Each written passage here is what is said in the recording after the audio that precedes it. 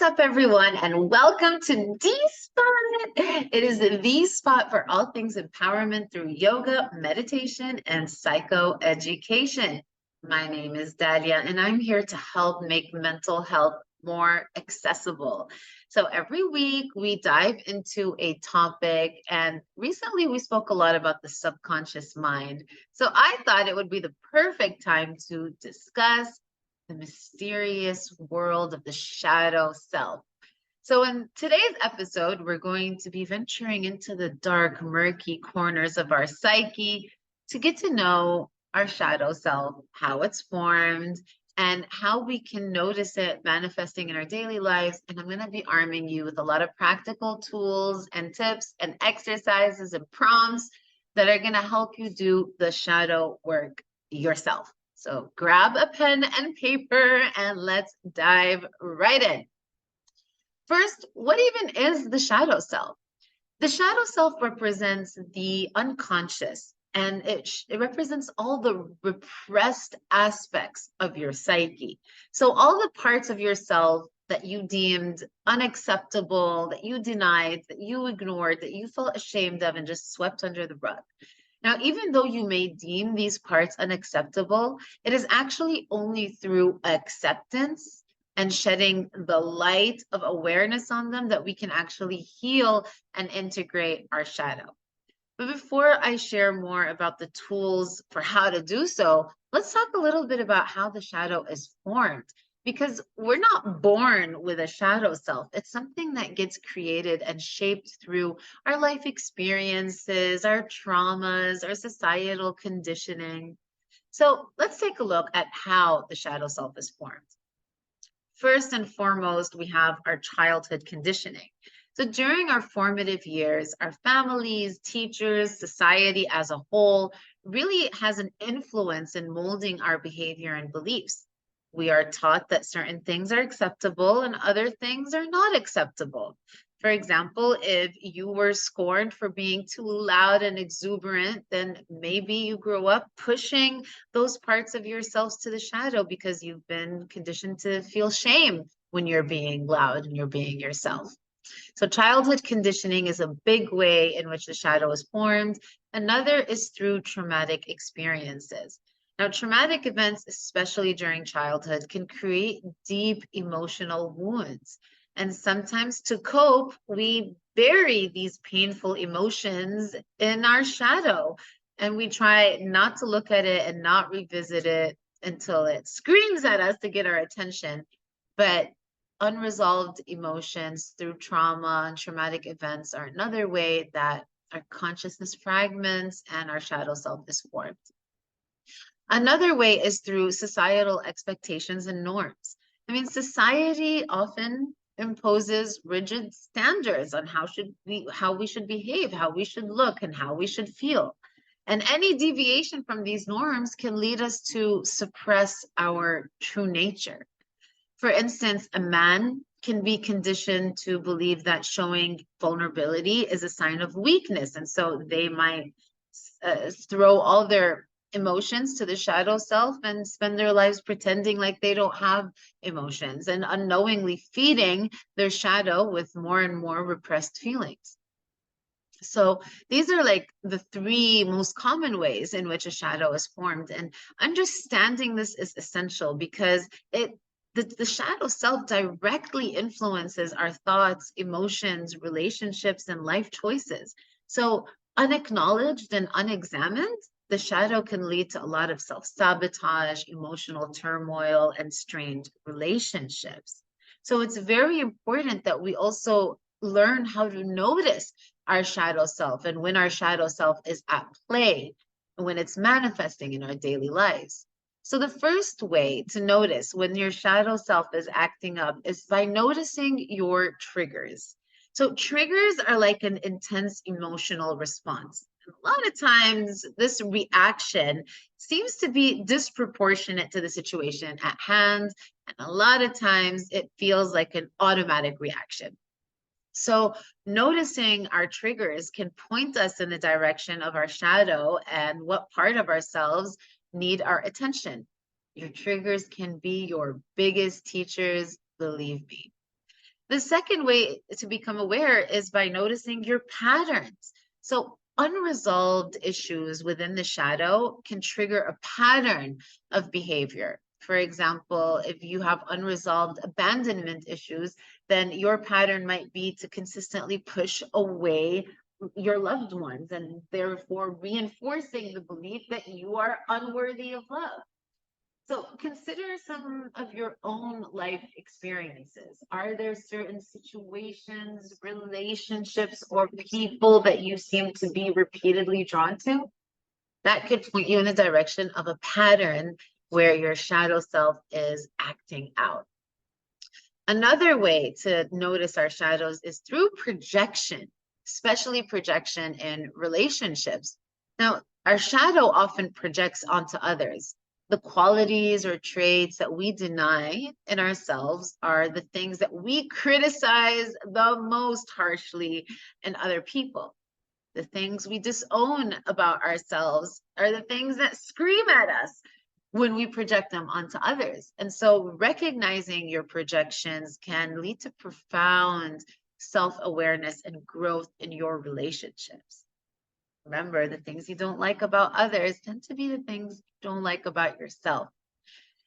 And then, of course, when we revisit childhood experiences, that's a great way of when we're reflecting back on our childhood, we're going to notice a lot of unresolved issues, a lot of traumas, a lot of unmet needs, a lot of conditioning, all of which give birth to the shadow self. And actually, that is why inner child work is a big part of doing shadow work.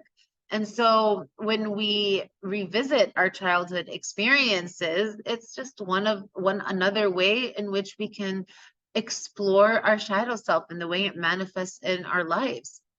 And just want to remind you that exploring these things with compassion and curiosity is very important. And so we looked at some of the ways that we can begin to notice our shadow selves, whether it's by noticing our triggers, becoming aware of our patterns, becoming aware of our projections, and revisiting our childhood experiences. Or one more way, another way, so important, pay attention to your emotions. Emotions specifically like shame, guilt, anger, sadness, embarrassment, jealousy, regret, and fear tend to thrive in our and live in our shadow self. Now, a lot of times we don't allow ourselves to feel these emotions, or we believe these emotions to be bad. But if we can reframe the way we see these emotions and start to see them as our compass that are guiding us and teaching us a lot about our shadow selves, then we can begin to also notice and do the work. One thing that I've learned is once you allow yourself to feel even these so-called negative emotions, they transform. Emotions are temporary, just like thoughts are temporary, just like everything in this world is temporary. Right. So those are the different ways to notice our shadow self. Now, how do we do the work? Well, it involves a lot of emotional healing and integration. So again, paying attention to our triggers, patterns, projections, emotions, and childhood experiences are a good starting point because we can begin to see where our shadow self starts to manifest in our daily lives. So when we become aware and then we can start acknowledging and lovingly integrating the shadow, that's where the healing work begins. So by really embracing these suppressed aspects of ourselves with compassion, with love, with understanding, it does allow for a more authentic and fulfilling life. And it's just, yeah, it is that simple. Become aware. And when you are aware and when you have the right outlook in which that you're coming into it with the intention of being loving, of being understanding, of being curious, then you can begin to understand your shadow better. When you can understand your shadow, you can shine the light of love and awareness on it and integrate it back to yourself. Now, a good starting place for doing this kind of work, I'm going to share two exercises with you that I really recommend that you try out for yourself. The first is almost like an unconscious writing exercise where you're going to imagine and visualize having a conversation with your shadow self. So you're going to begin by writing down some questions, writing down some intentions for doing this kind of work, and then really visualizing those parts of yourself that you try to keep hidden. And you create a loving space where these parts feel safe to answer you, to respond to your questions.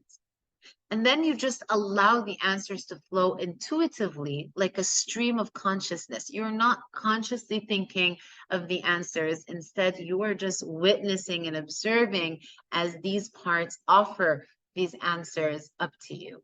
And this process can really provide you with profound insights into your fears, desires, any unresolved issues that maybe you can start resolving now.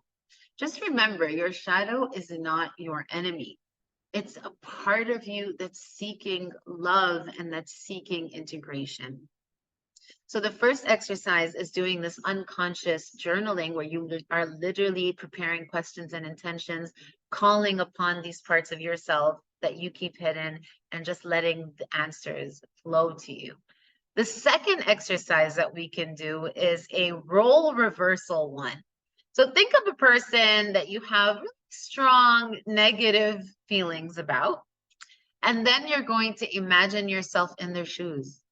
Yes, you're going to put yourself in their place, understanding and really embodying their perspective, their experiences, and just trying to foster some kind of empathy and understanding.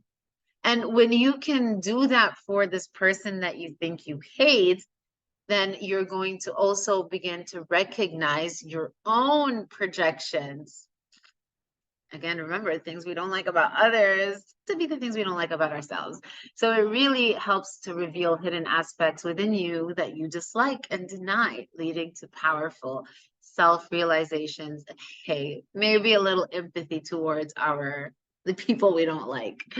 So those are two exercises that I really think will help be a good starting point for your journey. But of course, I want to leave you with some more tips for for doing this kind of shadow work. The first thing that I want you to know is that consistency is key. Regular practice is important. If you set aside some time each day or each week to do some shadow work, it's going to go a long way. The more you engage with your shadow, the more willing it is to give you answers, the more of a relationship and rapport that you build with it, the more harmony that you're going to see in your daily life. So make it a practice. You can even invest in certain shadow work journal. Like I use this one. It's amazing. I love it. I will link it in the comments, but I do a prompt a day, and that's my way of being consistently practicing. Another thing is self-compassion. I cannot emphasize this enough. But when you approach your shadow self, do so with the utmost compassion. Remember, these are parts of you that need acknowledgement. So they need to feel seen, heard, and loved. So treat them the way that with the same kindness that you would treat a dear friend. Another tip I have for you is continue educating yourself about the psyche, because this is a very fun field. Or you could just subscribe and I will keep educating you on all things to do with psyche, emotions, and human behavior. But really, the more you understand, the better equipped you are to navigate your inner world. And finally, my last tip for you is pay attention to your dreams. Our subconscious often communicates through symbols and metaphors in our dreams. So keeping a dream journal by your bed so that you can wake up and the first thing you do is jot down your dreams and later reflect on those dreams and the hidden possible meanings that those dreams have, and what your subconscious is feeling like you're ready to know. So those are just some tips. And of course, I love to leave you with some journaling prompts. So I'm going to include all these questions in the comments so that you can take these journaling prompts and start doing the work. But some of these questions include, what am I most afraid of and why? When have I felt shame, and what does that say about my hidden beliefs? What traits or behaviors in others irritate me? And is there a possibility I possess those traits within myself? Another prompt, describe a situation where you felt intense jealousy. What does that reveal about your desires and about your insecurities? Use these prompts kind of like a flashlight into the dark corners of your mind. Take your time, be patient with yourself, and allow these answers to flow without judgment. So this is our initial exploration of the shadow self. I hope you found it helpful. Remember that awareness is the first step towards healing. By understanding how the shadow is formed and recognizing its impact on our everyday life, we can gain the mindfulness to transform ourselves. So just remember to embrace the shadow within you with love and acceptance, because it holds the key for you to embody your most authentic self. So thank you for joining me. If you found this video helpful, please like, share, and subscribe for more empowering content. Until next time, take good care of yourself, good care of your shadow.